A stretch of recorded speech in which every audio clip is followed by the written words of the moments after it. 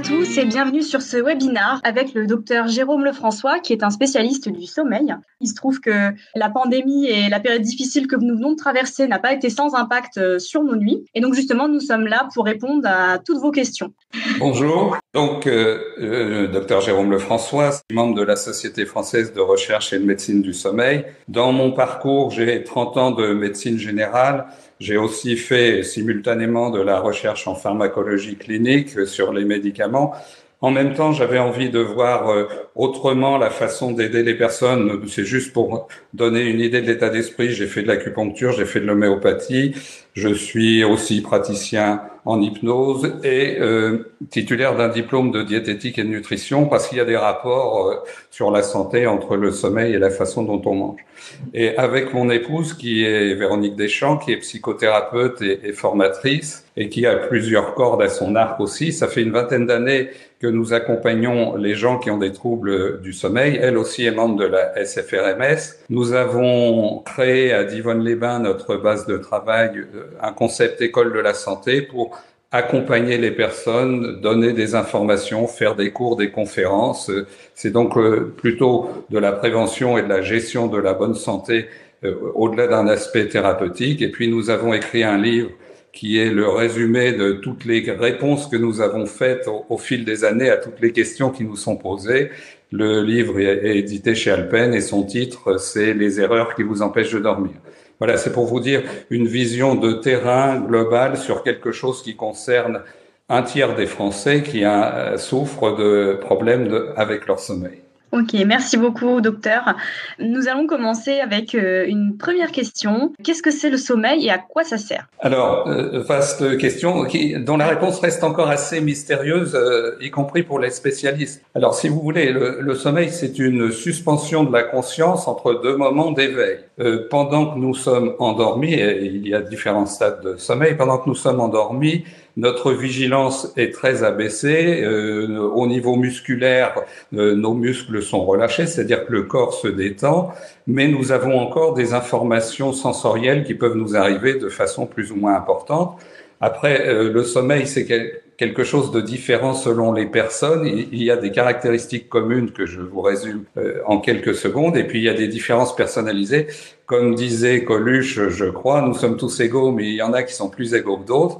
Par exemple, de naissance, nous sommes fabriqués petits dormeurs ou gros dormeurs. Ça ne signifie pas du tout la même chose en temps de sommeil nécessaire pour pouvoir récupérer. Parce que le sommeil, c'est fait pour récupérer des fatigues de la nuit, de la journée précédente, pardon, peut-être des fatigues de la nuit précédente aussi, et c'est fait pour capitaliser de l'énergie pour la journée suivante. C'est-à-dire qu'il y a un côté récupération physique, et puis il y a aussi un côté récupération mentale. Les stress, les contrariétés, les problèmes de la journée vont impacter la qualité de notre sommeil et normalement devraient se réparer. Et puis il y a un côté très organique corporel, c'est-à-dire que c'est plutôt pendant la nuit que notre cerveau s'occupe de rééquilibrer les métabolismes, ce qui va gérer notre poids, notre appétit, je veux dire, dans le désordre, notre taux de cholestérol, notre taux de sucre dans le sang, notre niveau d'anxiété, nos capacités de mémoire, nos capacités d'apprentissage, nos capacités de vigilance pendant la journée. Donc, tout ça pour dire, en résumé, et puis j'entrerai dans les détails avec les questions qui seront posées, tout ça pour dire que le sommeil, ça n'a rien de passif, c'est extrêmement actif. D'ailleurs, le cerveau, qui représente 2% du poids corporel, représente 20% de nos dépenses d'énergie. Il consomme beaucoup d'énergie, le cerveau, et il travaille beaucoup la nuit. Nos nuits sont très précieuses et indispensables à notre bonne santé. Je dis ça parce que mon épouse et moi, on a rencontré souvent dans des séminaires ou des conférences des gens qui nous disaient « Franchement, le sommeil, ça sert à rien. Vous n'auriez pas un truc pour qu'on réduise notre temps de sommeil, on serait plus efficace à faire autre chose pendant ce temps-là. » Alors, le temps de sommeil peut être géré efficacement en respectant, en détectant nos horloges biologiques, mais c'est quelque chose d'indispensable à notre bonne santé. Nous ne pouvons pas survivre si nous ne dormons pas. Et si nous ne dormons pas bien, nous allons vite avoir des problèmes. C'est validé maintenant d'hypertension artérielle, de diabète, de surpoids, de fragilité face aux agressions. Par exemple, on peut en parler en ce moment, face aux agressions virales et infectieuses. J'ai fait un tour d'horizon global et rapide. J'entrerai dans les détails avec les questions. Y a-t-il justement un temps de sommeil idéal pour qu'on soit en bonne santé? Alors, comme diraient les hommes politiques, c'est une bonne question et je vous remercie de l'avoir posée. En fait, le temps idéal, c'est le temps qui convient à mes horloges biologiques. Parce que nous sommes fabriqués de naissance petit dormeur ou gros dormeur, et puis il y a des moyens dormeurs entre les deux. C'est-à-dire qu'un petit dormeur n'a besoin que de 5-6 heures par nuit si toutes les autres conditions sont réunies. Je parle de l'environnement, de la chambre, de la gestion du stress, etc., n'a besoin que de 5 à 6 heures par nuit pour récupérer. Un gros dormeur, pour récupérer et être en forme dans la journée qui suit, a besoin d'une dizaine d'heures de sommeil par nuit. Alors la durée idéale, je vais plutôt répondre la durée moyenne, c'est 7h30, mais c'est comme si vous me demandiez quelle est la taille idéale d'un homme ou d'une femme, c'est une moyenne. Par contre, il est nécessaire de satisfaire ses besoins, c'est-à-dire d'écouter son corps. Et tous les soirs, notre cerveau nous envoie les signaux du sommeil à heure régulière. On a des horloges biologiques qui sont extrêmement précises et extrêmement bien réglées, à quelques minutes près tous les soirs. Et là, je rejoins une question qui n'a pas encore été posée. Oui. À quelle heure faut-il se coucher? Mais si vous voulez, parce que le temps idéal de sommeil, c'est le temps qui va se passer entre votre heure idéale du coucher et l'heure idéale du lever. Et tous les soirs, on a un signal de sommeil, on a les yeux qui picotent, on a la nuque qui s'alourdit, on a les idées qui ont du mal à s'aligner, on bâille. Eh bien, on a un quart d'heure. La fenêtre de tir, comme on dirait à Kourou en Guyane, est d'un quart d'heure pour aller au lit. Et il y a besoin, avant d'aller au lit, de rituels. Ça se fait pas comme éteindre la lumière en appuyant sur le bouton de l'éclairage de sa chambre. Le sommeil, ça se prépare plusieurs heures avant. Et ça, j'y reviendrai. L'idéal sont des conditions environnementales pour la chambre, pour le lit, pour le sommeil. Et si on laisse faire les choses spontanément et si on n'a pas de pathologie particulière ou de raison particulière d'abîmer notre sommeil, c'est spontanément aussi que notre nuit va s'interrompre en fin de nuit. Après, en moyenne, 5 cycles de sommeil, qui sont donc de durée variable selon les gros dormeurs et petits dormeurs. Et puis, on va se réveiller spontanément et là, il est nécessaire de se lever. Écoutez vos besoins physiologiques et puis, je le dirai autrement encore, c'est une question de bon sens pour savoir si j'ai dormi mon temps de sommeil. Je me réveille frais et dispo. Je n'ai pas de coup de fatigue dans la journée, sauf peut-être un petit coup de fatigue en début d'après-midi au moment de l'heure de la sieste. Je suis vigilant, je mémorise correctement, je gère correctement mes relations avec les autres, je me sens bien physiquement et moralement. Ça valide le fait que ma nuit a été réparatrice et je n'ai pas eu de réveil particulier dans la nuit, sauf peut-être une fois pour aller uriner. Donc c'est plutôt ça les critères pour savoir si la nuit a été d'une durée et j'ajoute d'une qualité correcte. Que doit-on manger le soir et à quelle heure pour bien dormir? Ça, c'est très important. Il est né que le repas du soir soit terminé 1h30 à 2h avant l'heure du coucher. Donc, ça ne va pas être la même chose pour un couche-tôt et un couche-tard, parce qu'on est paramétré aussi de naissance, couche-tôt ou couche-tard. Et à l'intérieur d'une même famille, à l'intérieur d'un couple, il peut d'ailleurs y avoir l'un qui est couche-tôt et l'autre qui est couche-tard, donc il faudra trouver une négociation. Après, la qualité du repas du soir influe beaucoup sur le sommeil. Il est nécessaire que le repas du soir soit ni trop alcoolisé, ni trop gras. Alors, je parle de généralité. Bon, il peut y avoir des exceptions, bien sûr, mais par définition, une exception est exceptionnelle. Il ne faudrait pas croire que l'alcool, ça rend somnolent. Mais l'alcool, ça déstructure les cycles du sommeil, ça favorise les apnées et les ronflements, qui sont un gros problème de santé et qui sont un gros problème délétère pour le sommeil. Le contenu du repas du soir, vous savez, il y a un adage qui dit il faudrait manger comme un roi le matin, comme un prince le midi et comme un pauvre ou un manant le soir. C'est un peu ça, c'est-à-dire qu'il faut manger assez léger le soir. Il faut penser à s'hydrater, mais il faut pas boire non plus 3 bols de tisane le soir parce qu'on n'a pas assez bu dans la journée, sinon on va être réveillé plusieurs fois la nuit. Il faut boire. Il est nécessaire. Ce qui va favoriser le sommeil, c'est de manger à la fois des féculents, des céréales complètes par exemple, et des légumineuses. L'action conjuguée de ces deux sortes d'aliments dans le repas du soir va favoriser la fabrication de précurseurs chimiques à la synthèse de la mélatonine. Et j'en reparlerai sûrement. Et la mélatonine, c'est notre hormone de la nuit. Elle doit être fabriquée le soir pour préparer un bon sommeil. Éviter les excitants. Alors, il y a des gens qui sont plus ou moins sensibles, par exemple, au café. J'aurais envie de dire, le café, ne plus en prendre si on a des problèmes de sommeil. Si on n'a aucun problème de sommeil, ne changez rien à votre mode de vie. Mais si on a des problèmes de sommeil, supprimez le café après 14 heures. Le café a un effet anti-sommeil, un effet éveillant. C'est pratique quand on conduit sur l'autoroute, mais c'est mauvais pour le sommeil. D'autres excitants sont le tabac, l'alcool, les colas. Évitez aussi les viandes. Le soir, elles auraient plutôt, comme pas mal de protéines, elles auraient plutôt un effet excitant. Vous pouvez manger, c'est même approprié, je l'ai dit, à travers les céréales, des sucres, mais des sucres qu'on dit à un index glycémique bas, c'est-à-dire des sucres d'absorption lente. Ça va favoriser un sommeil plus apaisé, plus régulier.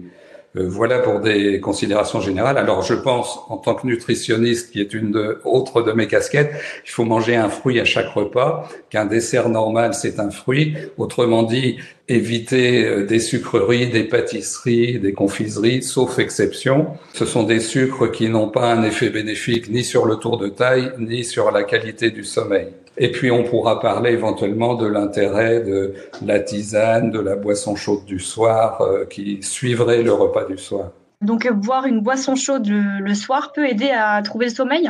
Oui, c'est quelque chose qui nous vient de nos grands-mères, comme on dit habituellement, et ça n'a rien ni d'idiot ni de faux, d'ailleurs, comme beaucoup de préceptes qui nous viennent des anciens, qui sont l'image de la sagesse. Pourquoi ? Parce que en général, la boisson chaude, d'ailleurs, c'était un lait chaud. Le lait contient du tryptophane. Alors, je ne vais pas vous encombrer de mots de spécialistes, mais le tryptophane, c'est un des précurseurs essentiels de la fabrication de la sérotonine. La sérotonine, c'est notre antidépresseur, si vous voulez, c'est notre Prozac. Le cerveau peut la fabriquer. Et la sérotonine sert à fabriquer la mélatonine, qui est notre hormone de la nuit ou hormone du sommeil. Donc, boire quelque chose qui va aider à fabriquer tout ça, c'est très utile. En plus, il y a un rituel et le cerveau aime bien les rituels, ça le sécurise. En plus, une boisson chaude, sucrée, ça nous renvoie à quelque chose de très ancien et de très archaïque et pourtant de très vrai, qui est ce qui nous est arrivé de mieux quand on était tout bébé, tout nourrisson, c'est d'absorber le lait chaud du sein de notre maman ou du biberon que nous donnait notre maman, qui immédiatement nous rassasiait sur le plan métabolique et nous calmait affectivement. Et puis il y a autre chose aussi, vous le savez sans doute, qu'est-ce que font les hommes du désert ?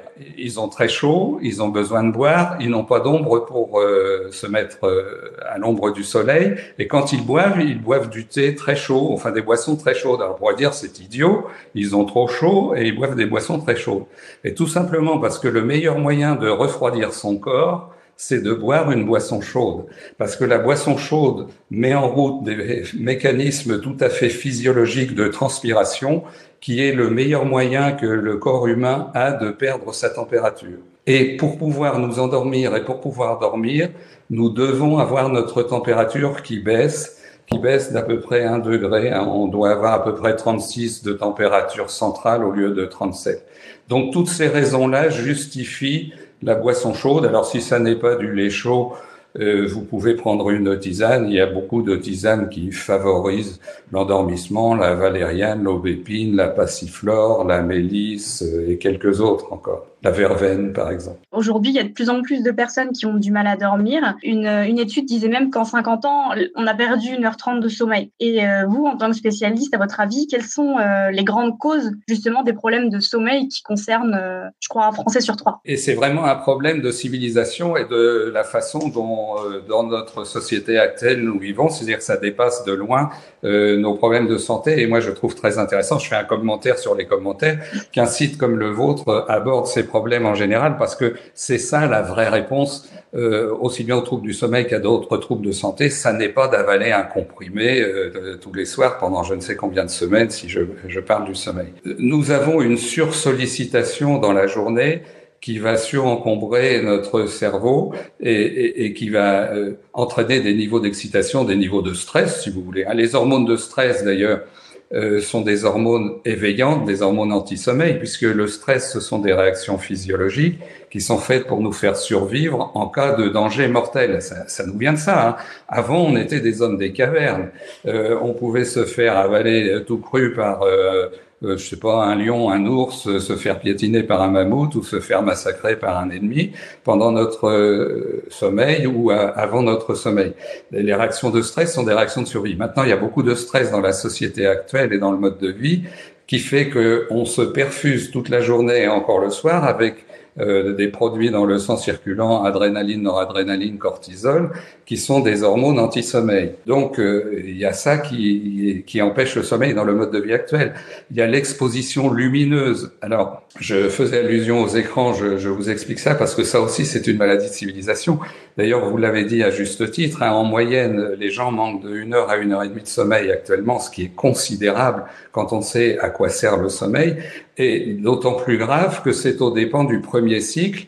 Et quand on a raté son train du sommeil, comme disent les médecins du sommeil, le train, il faut le prendre quand il passe. Hein. Enfin, c'est vrai à la SNCF, mais c'est vrai aussi pour le sommeil. On va courir derrière, alors on pourrait prendre le train au 2e cycle qui passerait, mais ça serait moins bien et moins efficace. Quand on rate le train du sommeil, on ne bénéficie pas de ce qui va se passer pendant le premier cycle et pendant les phases de sommeil profond du premier cycle, qui sont des phases de régénération de notre santé physique et de synthèse d'un certain nombre de produits. Alors je reviens à votre question, qu'est-ce qui fait plus particulièrement dans le monde actuel que nous ratons ça? Les sollicitations multiples de la société de consommation. Les femmes, encore plus que les hommes, enfin je reste dans un schéma un petit peu classique et un peu ancien, ont encore plus de choses à gérer tous les jours, dans le sens où, et j'ai bien vu ça aussi quand j'étais médecin généraliste, médecin de famille, très souvent les femmes ont 3 métiers. Elles sont entre guillemets maîtresses de maison, même si dans le monde moderne les hommes commencent à partager heureusement de plus en plus ce genre de choses. Elles sont quand même souvent plus près des enfants, donc dans leur rôle de parents. Elles ont leur métier parce que elles ont besoin, ou enfin c'est la vie actuelle qui veut ça, elles travaillent. C'est de la folie de vivre 3 vies simultanément tous les jours. Ça dépasse les possibilités physiologiques. Et ce qu'il y a encore, c'est que il y a la lumière ambiante. Beaucoup de sociétés prétendument modernes vivent dans un éclairage permanent. C'est une aberration. L'être humain est un animal diurne, c'est-à-dire que nous sommes fabriqués comme presque tous les mammifères, avec des horloges biologiques qui sont faites pour vivre le jour et dormir la nuit. Or, la nuit, et surtout dans les villes, elle existe de moins en moins. Or, l'intensité lumineuse qui arrive à nos yeux, on a des récepteurs. Hein. Au fond de l'œil, il y a la rétine, et dans la rétine, il y a des récepteurs spéciaux qui s'appellent cellules à mélanopsine, enfin peu importe, qui sont des récepteurs à l'intensité lumineuse, que même certains aveugles ont encore, hein, qui peuvent être sensibles à la luminosité ambiante. Ce que je veux dire, c'est que c'est différent des cellules de la rétine classique. Et ces récepteurs-là informent le cerveau en permanence sur l'intensité lumineuse. Et nous sommes faits, nos horloges biologiques sont faites pour vivre le jour et dormir la nuit. Si on reçoit une intensité lumineuse en fin de journée et le soir qui informe le cerveau que, entre guillemets, il fait encore jour, eh bien, le cerveau ne va pas enclencher les mécanismes de sommeil. Et en particulier, ça va bloquer la sécrétion de mélatonine, notre hormone du sommeil.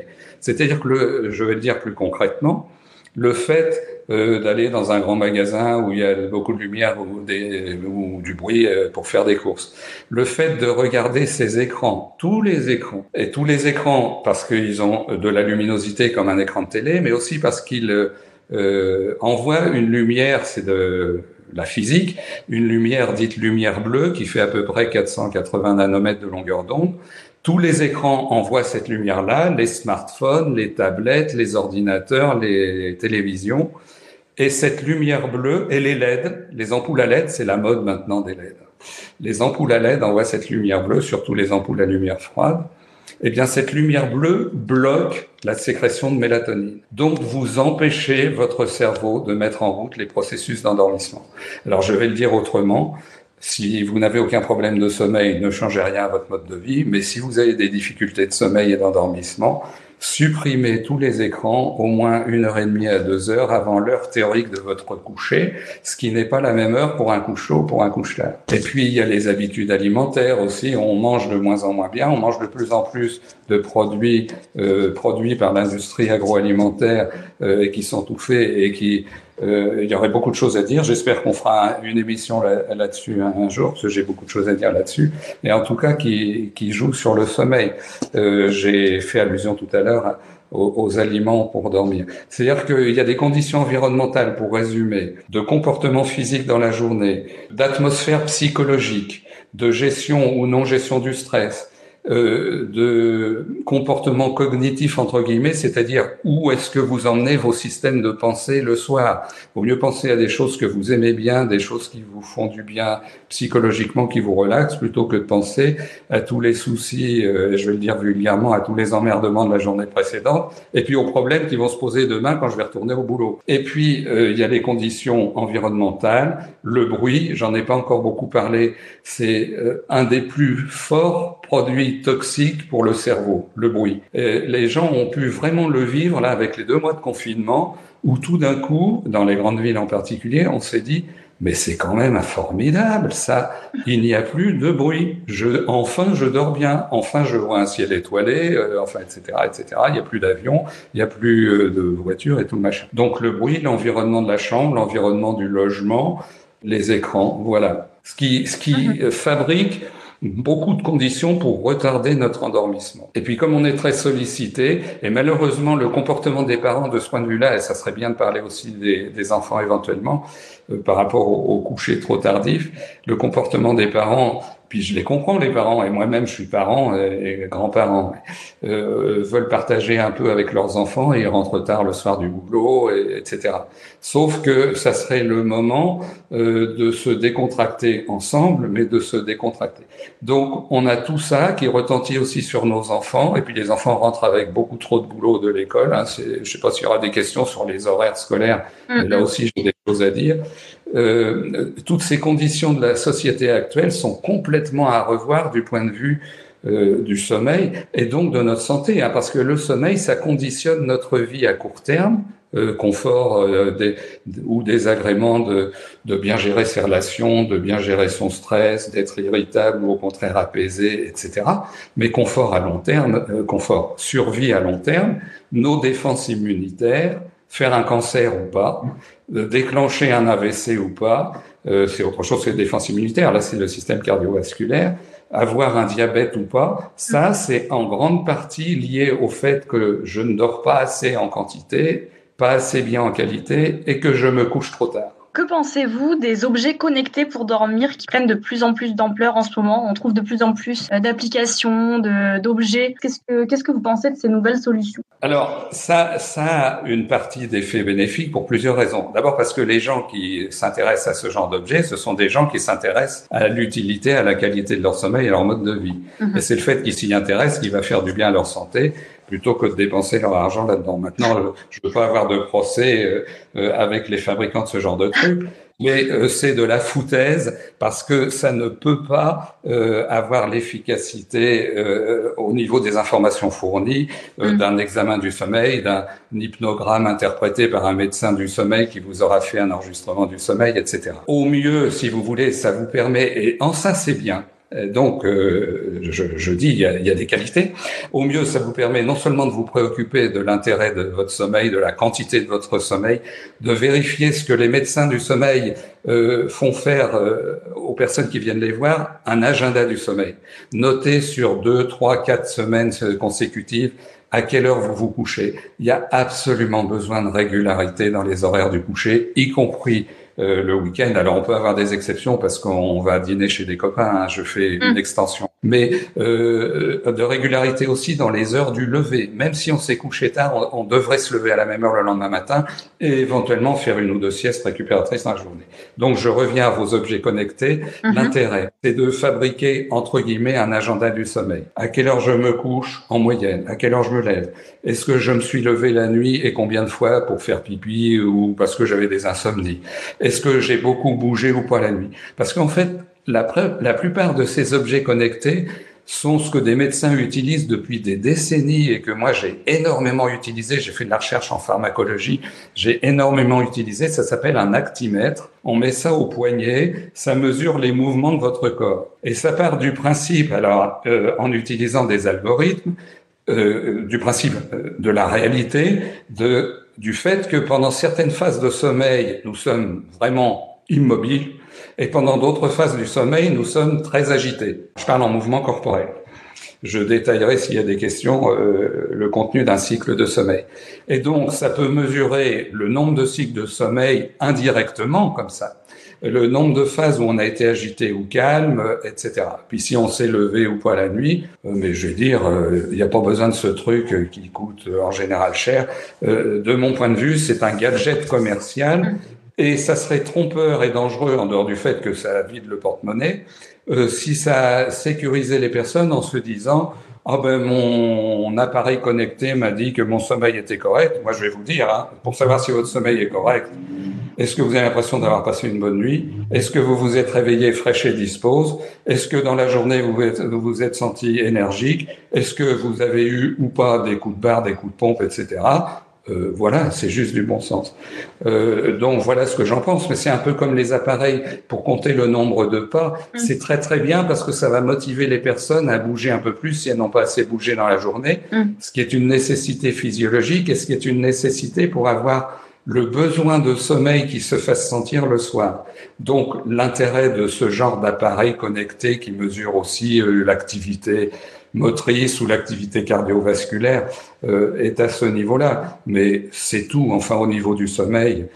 Si vous avez des doutes, parlez-en à votre médecin qui va vous envoyer en parler à un médecin du sommeil qui, lui, va préciser quels sont les paramètres à ajuster éventuellement. Et justement, puisqu'on parle des alternatives aussi pour dormir, il y a une personne qui voudrait savoir si on peut prendre des plantes sans danger pour nous aider à dormir et pour quelle durée. D'abord, je vais faire une réponse de bon sens. S'il y a des gens que des plantes aident à dormir, qu'elles continuent à prendre leurs plantes. Ça, c'est une généralité. Maintenant, il ne faut pas croire que plante, ça veut dire anodin et que pas plante, ça veut dire poison. Ça serait complètement imbécile. Je vais vous dire, si vous faites boire de la ciguë à votre belle-mère parce que vous n'aimez pas votre belle-mère, c'est une plante, la ciguë, mais ça va la tuer. Que toutes les belles-mères ne s'offusquent pas de ce que je viens de dire. Ce que je veux dire, c'est que c'est pas parce qu'une plante est une plante que ça n'est pas dangereux, ça n'est pas non plus forcément efficace. En général, à la dose en termes de principe actif à laquelle on trouve ce principe actif dans une plante, dans ce qui est vendu dans le commerce, c'est rarement suffisant. Il faudrait une brouette de tisane pour que ça fasse de l'effet. Néanmoins, il est absolument certain qu'il y a des plantes qui font de l'effet. Je vous ai cité aubépine, passiflore, verveine et quelques autres. Attention à certaines plantes. Il y a un effet de mode aussi. Il y a des plantes, par exemple, qui ont des interactions avec les médicaments. Donc, de toute façon, n'en prenez pas sans le conseil de votre pharmacien, qui est un professionnel qui connaît vraiment très bien ça, et ou de votre médecin. Il y a des plantes, par exemple, qui ont des interactions avec les antidépresseurs sérotoninergiques, famille Prozac, si vous voulez, et c'est dangereux. On joue à l'apprenti sorcier quand on prend des plantes comme celles-ci qui vont avoir des interactions. Et il y en a d'autres. Donc voilà une réponse sur les plantes. C'est de toute façon une bonne idée d'aller dans ce sens-là plutôt que d'avaler un comprimé d'hypnotique. Les hypnotiques, je n'ai pas encore eu de question dessus, on y reviendra peut-être, mais je dis juste, ça ne devrait être pris que sur prescription médicale, ce qui est le cas pour ceux qui sont remboursés par la Sécu, mais que sur prescription médicale et à titre exceptionnel pour une raison médicale exceptionnelle. Nous vous remercions pour votre présence, Dr Lefrançois, et nous vous donnons rendez-vous rapidement pour un prochain webinaire. Bonne journée à tous. Eh bien, merci aussi. Dormez bien la nuit prochaine.